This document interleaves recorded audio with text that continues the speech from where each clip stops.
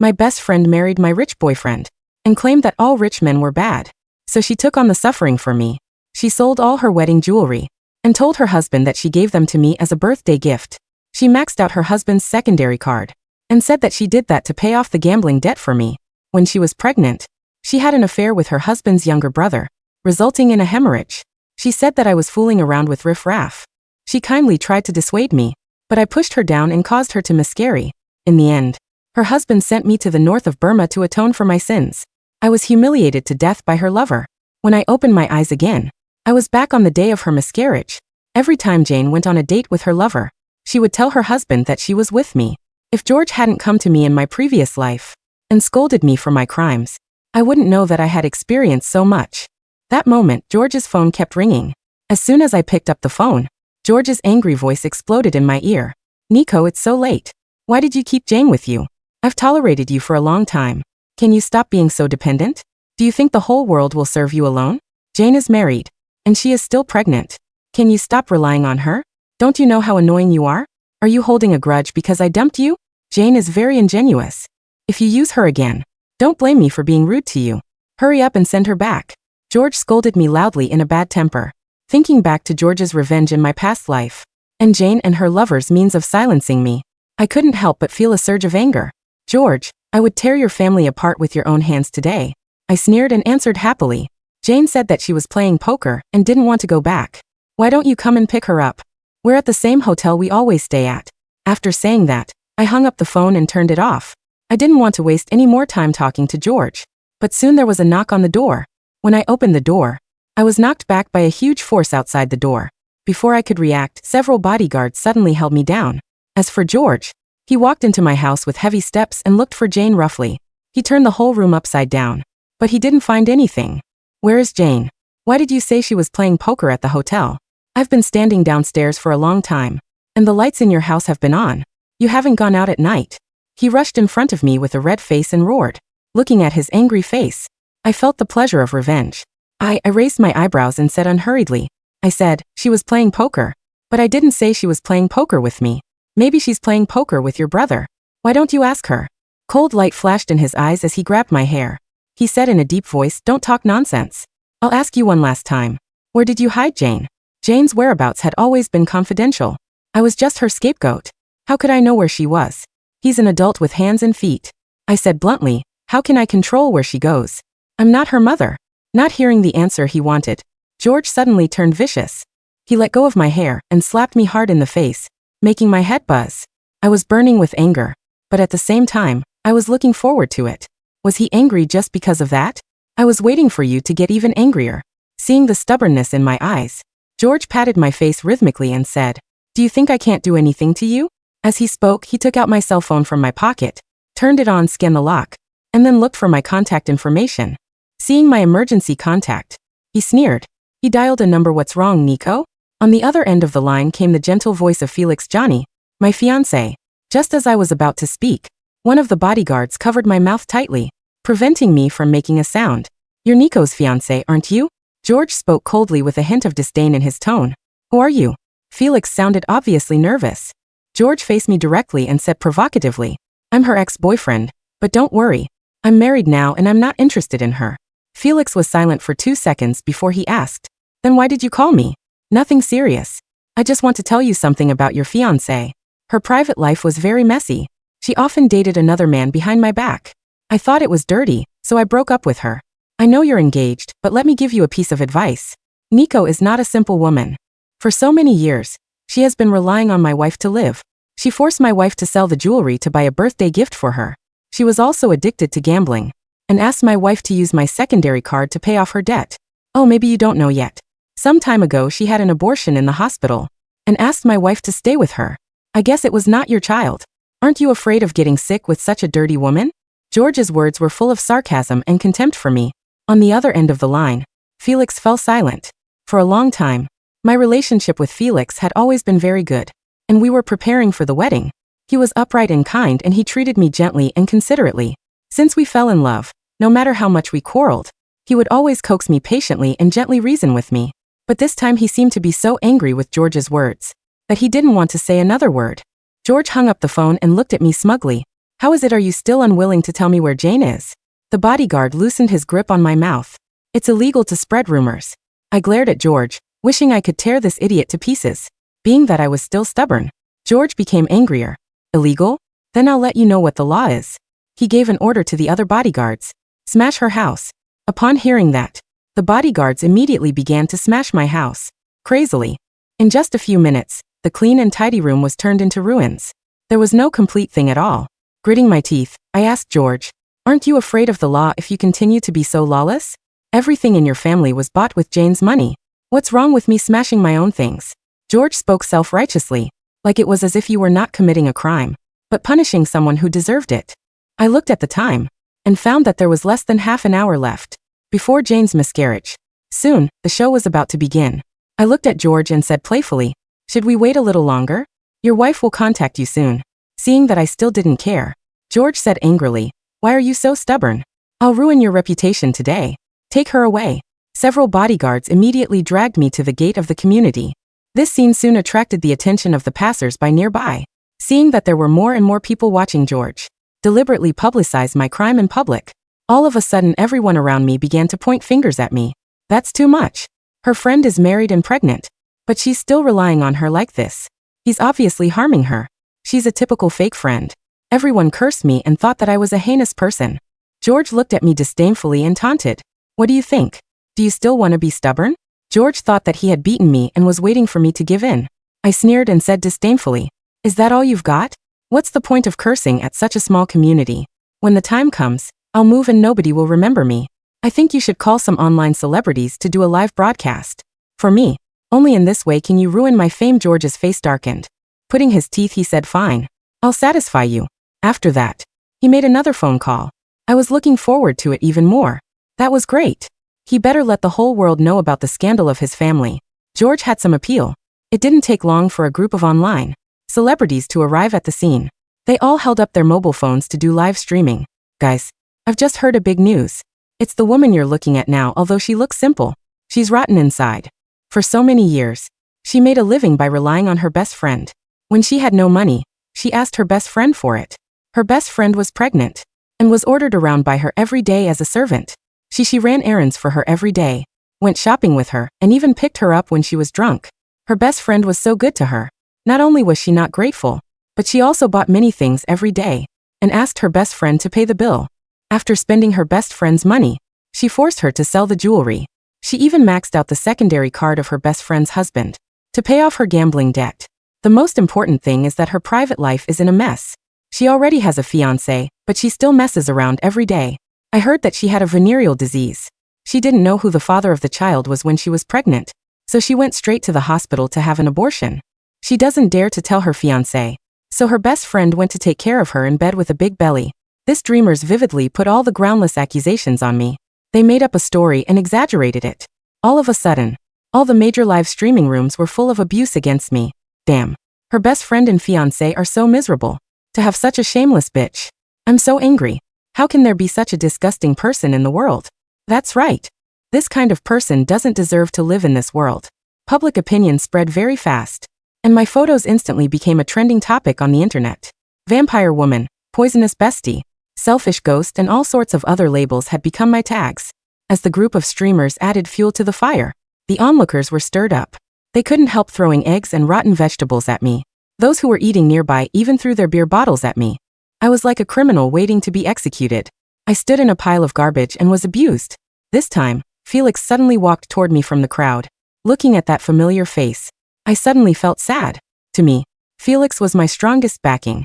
He loved me and trusted me no matter what grievances I suffered outside. He would always stroke my hair gently and comfort me patiently. I trusted him and treated him as a haven. At that moment, I really needed him. As soon as I saw him, I let down my guard and threw myself into his arms. However, as soon as I touched him, he pushed me away mercilessly. Caught off guard, I lost my balance and fell backward. The wine bottles were scattered all over the ground, deeply embedded in my palm and thigh. The sharp pain invaded my brain, but my heart seemed to have been stabbed deeper and more painful. Even Felix didn't believe me. Nico, I really didn't expect you to be such a person, Felix said with red eyes full of disappointment. All these years I've treated you like a treasure, and I've agreed to all your requests. I've never lost my temper at you. nor have I made you suffer in the slightest. You have a weak stomach, so I make a stomach-nourishing recipe, and try my best to nurse your body. I took good care of you and you. How dare you rely on your friend behind my back? Humiliate yourself and do so many disgusting things? Nico, do you feel sorry for me? It was the first time that Felix, who had always been gentle, had lost control. His voice was hoarse and his words were full of extreme disappointment. In me seeing him like this, I felt more and more uncomfortable. I endured the pain and got up to explain to him. Felix. Before I could finish my words, Felix shouted angrily, "Shut up. Don't call me by my name. You don't deserve it." As he spoke, he threw the engagement ring on my face. From now on, we're done. Felix's words hurt me deeply. George took the opportunity to mock me. Nico, do you know how it feels to lose your reputation now? A greedy and evil woman like you doesn't deserve the love of others at all, let alone Jane, who treats you so well. Fortunately, I've already seen through you and distanced myself from you. I feel disgusted at the thought of ever going out with you. The most important thing in your life is to bring Jane to me. From now on, you will be despised by everyone anyway. I won't let Jane contact you again. Let's see how you can live without her. George's words instantly resonated with everyone. For a moment, the comments, the audience and the streamers began to curse me endlessly. The power of public opinion was strong. Even though I was mentally prepared, I still had a mental breakdown. At this moment, George's phone rang. It was Jane calling. Jane's crying voice came from the other end of the phone. Hearing this, George's eyes instantly turned red. What's going on? Jane stammered. It's Nico. She fooled around with some riff-raff. I tried to persuade her out of kindness, but she pushed me down and made me miscarry.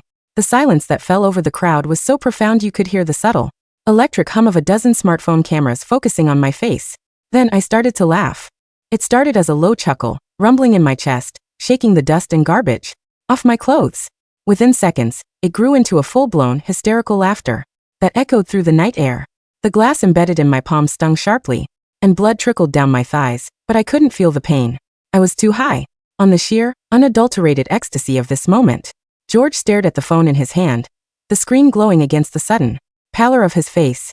His brows furrowed into a deep, confused V. Jane. George's voice trembled slightly. What did you just say? On the other end, Jane's sobbing grew louder, a theatrical performance of agony. George, it hurt so much. There's so much blood. Nico went crazy. Was drinking with those disgusting thugs at the Royal Hotel, room 804. I tried to pull her away, but she screamed at me. She pushed me down the stairs. Our baby George. I think I lost our baby. The live streamers, who had been screaming insults at me seconds ago, suddenly fell dead silent. A few of them lowered their phones looking from George's glowing screen to me, sitting in a pile of smashed beer bottles and rotten vegetables. I was right here. I had been dragged out of my apartment, beaten, humiliated, and held hostage by George's bodyguards for the past hour and a half. Hundreds of people had been watching me live on the internet. Jane, George said, his voice cracking. Where are you right now? At the Royal Hotel, room 804, she wailed, playing her victim card to the hilt. She just ran away. George, you have to find her. Don't let her get away with killing our child. I spat a mouthful of blood mixed with dust onto the pavement and looked up at the ring of cameras. Did you all catch that? I asked, my voice ringing out, clear and sharp like breaking glass. The pregnant Saint Jane was just pushed down the stairs by me. At the Royal Hotel. Tell me, everyone. How did I manage to teleport across the city while George's apes had my face pressed against the concrete right here? The crowd erupted. The collective realization hit them like a freight train. The live streamers, chat boxes, which had been moving at light speed to condemn me, suddenly froze, before exploding in a completely different direction. Wait, what the hell? Is the wife lying? Nico has been on screen for an hour. If Nico is here, who the hell is at the hotel? Oh my god, the plot twist. Keep recording. Keep recording. George's face went from pale to a dangerous, mottled purple. His hand shook violently as he gripped the phone. Jane, he growled, the reality of her lie finally piercing his thick, arrogant skull. I have been with Nico at her apartment for the last 2 hours. She hasn't left my sight. The sobbing on the other end of the line stopped instantly. The dead air was suffocating. Gee, George. Jane stammered, the theatrical pain replaced by naked, freezing panic. No, maybe I saw wrong. It was dark. You gave a room number. You said she pushed you. George roared, veins popping on his neck. He didn't hang up. He turned on his heel and sprinted toward his Maybach parked on the curb to the Royal Hotel. Now he screamed at his bodyguards. The live streamers, smelling the blood of an epic, career-making scandal, scrambled into their cars and on their scooters, shouting to their audiences to stay tuned. I struggled to stand. My legs shook, but the adrenaline masked the pain. Suddenly, a hand reached out to help me up. It was Felix. His eyes were wide, filled with a sickening mix of realization and guilt. Nico. I slapped his hand away so hard the crack echoed over the murmuring crowd. Don't touch me, I hissed, glaring into the eyes of the man I had once thought was my safe harbor. You didn't ask for an explanation. You didn't give me the benefit of the doubt. You threw a ring in my face and joined the mob to execute me because a man you don't even know called you on the phone. Love isn't tested in the calm, Felix. It's tested in the storm. And you just threw me overboard. Nico, please, I was angry. They were saying terrible things. Save it, I interrupted, limping past him. We're done. Now get out of my way. I have a show to catch. I flagged down a stunned taxi driver who had been watching the commotion. Royal Hotel. Follow that Maybach.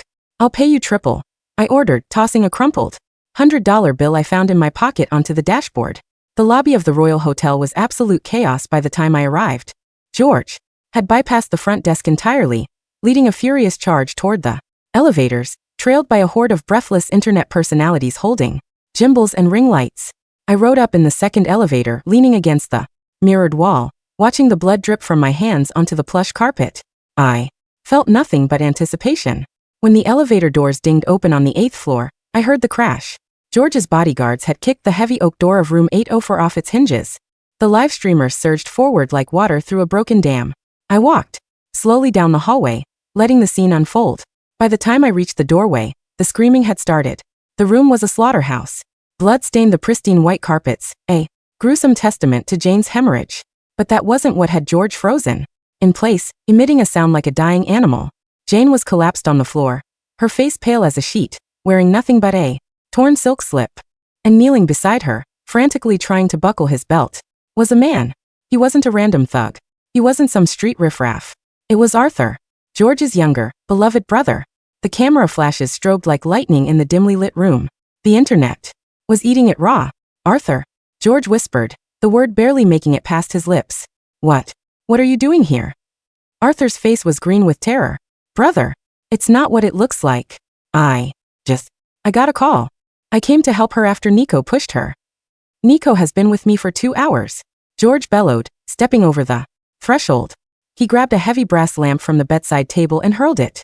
It smashed against the wall, inches from Arthur's head. George, please. Jane shrieked, clutching her stomach. It hurts. Save the baby. Whose baby? George roared, losing his mind entirely. He grabbed Arthur by the collar of his half-buttoned shirt, lifting him off his feet. Whose baby is it? Arthur. Why are your clothes off? Why is my wife naked in a hotel room with you? Ask him about the secondary credit card, George. I called out, leaning against the shattered doorframe. All eyes snapped to me. I looked like a demon out of hell, covered in dirt, garbage, and blood, but my smile was blinding. What? George panted, his grip on his brother trembling. Jane told you she maxed out your secondary card to pay my gambling debts, right? I pulled out my phone. Thankfully, the screen was only cracked, not broken. Before the raid on my house, I had already logged into the hotel's public Wi-Fi and pulled some digital strings I had set up weeks ago. I held up the screen toward the nearest live streamer's camera. These are the transaction records from your secondary card over the last 6 months. Notice the charges? The Velvet Lounge, Diamond Men's Spa Macau, underground casino transfers. I don't go to men's clubs, George. But Arthur does. He's been draining your accounts, and Jane has been covering for him. Arthur whimpered, sinking to his knees as George dropped him. And the jewelry? I continued, stepping into the room, my voice dripping with venomous satisfaction. She said she sold her wedding jewelry to buy me a birthday gift. Check her bank accounts. She pawned it to pay for Arthur's sports car. She played you for a fool, George. You bought it because you're arrogant enough to believe I was nothing without her. Jane was hyperventilating on the floor, the blood pooling beneath her. She's lying. She's lying. George, don't listen to her. Am I? I sneered. Then what about the abortion? You told Felix the first had an abortion and Jane took care of me. Funny. I still have my virginity. A simple medical exam will prove I've never been pregnant. But Jane has medical records at the City Women's Clinic from 3 months ago. You weren't in town 3 months ago, George. You were on a business trip in London. I wonder who the father was that time. Arthur? Or someone else? George staggered back as if he had been physically shot. The live streamers were narrating the events like it was the Super Bowl. The comments were scrolling so fast they were a blur of white text. Hashtag Vampire Nico had instantly transformed into hashtag Demon Wife Jane and hashtag Incest Brother. The reputation ruin George had planned for me had exploded directly in his own face, broadcast to millions. Unable to take the reality, George let out a guttural, heart-wrenching scream. He threw himself at Arthur, fists swinging blindly, bone crunched, blood sprayed. Across the wallpaper, Jane screamed for the police, screaming for an ambulance, screaming for anyone to help her. No one moved. The bodyguard stood frozen, unsure of who to protect. Streamers kept filming, and I just stood there, watching the fire burn down the house of the people who had tortured me in my past life. I told you, George, I whispered, though the room was so chaotic he probably couldn't hear me. I told you I would tear your family apart with your own hands. You just did all the heavy lifting for me. Eventually, the sirens wailed in the distance. The police and paramedics rushed the room. Jane was loaded onto a stretcher, her face a mask of absolute despair. As she looked at me, there was no smugness left in her eyes, only the horrifying realization that her web of lies had strangled her. George was handcuffed and dragged away, his hands covered in his brother's blood, his eyes vacant and dead. As the police cleared the room, an officer approached me. Miss, you're injured. You need medical attention. I'm fine, I said softly, looking at my bleeding hands. For the first time in 2 lifetimes, they felt perfectly clean. The aftermath was a massacre of reputations and empires. In the weeks that followed, the internet did what the internet does best. It became an unstoppable instrument of karma. George's company's stock plummeted by 70% within days. Investors pulled out, terrified by the grotesque public scandal. The board of directors forced him out as CEO. Arthur suffered a fractured jaw, 3 broken ribs, and permanent vision loss in his left eye from George's beating. He tried to sue George, but the family patriarch disowned both of them in disgrace to save the remaining scraps of the family's dignity. Jane survived the hemorrhage, but the doctors confirmed what I already knew. Her uterus had suffered catastrophic damage. She would never conceive again. When she woke up in the hospital, there were no flowers. Only a team of lawyers sent by George. He filed for divorce, suing her for embezzlement, fraud, and emotional distress. He made sure she was left with absolutely nothing. Not a dime, not a house, not even the clothes in her closet. I watched it all happen from the balcony of my new, high-security luxury apartment. Felix had tried to contact me every single day. He sent hundreds of roses, stood outside my gate in the rain, and wrote agonizing letters apologizing for his lack of faith. He went on talk shows to publicly beg for my forgiveness, painting himself as the tragic victim of George's manipulation. I never answered a single call. I simply instructed my lawyer to send him a restraining order. I didn't hate Felix, but I had learned the hard way that a man who drops your hand at the first sign of darkness will never be strong enough to walk with you in the light. He wasn't a villain, he was just weak. And I no longer had room for weakness in my life. With the lawsuit money I extracted from George for assault, illegal detention, and property damage, my bank accounts were overflowing. I didn't just get my reputation back, I became an internet icon. The vampire woman became the Iron Maiden, a symbol for women who had been gaslit and manipulated by toxic friends and abusive men. One rainy afternoon, 6 months later, I walked out of a high-end cafe downtown. I opened my umbrella, the sleek black fabric shielding me from the drizzle. Near the alleyway by the cafe, a woman was huddled under a piece of cardboard. Her clothes were ragged, her hair matted and greasy. She was arguing with a street vendor over a half-eaten sandwich. I paused. Jane turned around. When her eyes met mine, she froze. The arrogant, delicate, manipulative heiress was gone. The woman before me was hollowed out, aged 10 years and 6 months. Her lips trembled as she looked at my pristine designer coat, my polished shoes, and the calm, unbothered expression on my face. She took a step toward me, her eyes filling with tears. Nico, she rasped, her voice broken. Nico, please. I have nothing. George took everything. Arthur won't even look at me. I'm so hungry. Please, aren't we best friends? I looked at her. I thought about the sweatbox in northern Burma. I thought about the men she paid to humiliate me. I thought about dying in the dark, calling her name while she laughed in her luxury penthouse. I reached into my purse and pulled out a crisp, $100 bill. Jane's eyes lit up with desperate greed. She reached out her filthy hand. I let go of the bill, but I didn't hand it to her. I let it drop into a deep, muddy puddle at her feet. Pick it up, I said, my voice as cold as the autumn rain. Consider it my final Birthday gift to you. I didn't wait for her to kneel in the mud. I turned on my heels, clicking rhythmically against the pavement, and walked away into the bustling city. The rain washed the streets clean, and for the first time in my life I breathed in the air and felt completely, utterly free.